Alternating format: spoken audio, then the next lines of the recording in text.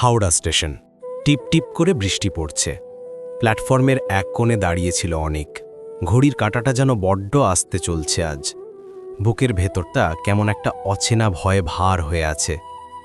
কিছুক্ষণ পরেই ছাতা মাথায় দিয়ে এসে দাঁড়ালো রিয়া। চোখে সেই আগের মতো উচ্ছ্বাসটা নেই, কেমন যেন শান্ত, অচেনা। তাহলে সত্যিই চলে যাচ্ছিস? অনিকের গলাটা সামান্য কেঁপে গেল।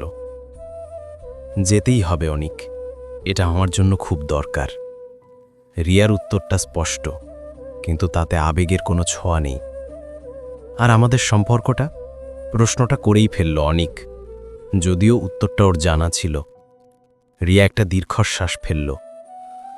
কিছু কিছু গল্পের শেষটা শয়েদ এভাবেই লেখা থাকে।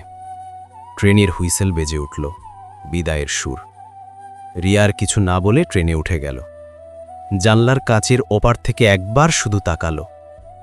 চোখে কি ছিল অনেক পড়তে পারল না। অভিমান নাকি শূন্যতা? ট্রেনটা ধীরে ধীরে প্ল্যাটফর্ম ছেড়ে বেরিয়ে গেল। রিয়াকে আর দেখা যাচ্ছে না। অনেক একা দাঁড়িয়ে রইল। বৃষ্টির ফোঁটাগুলো ওর চোখের জলের সাথে মিশে একাকার হয়ে গেল। একটা ভালোবাসা শেষ হয়ে গেল, খুব নীরবে, কোনো অভিযোগ ছাড়াই।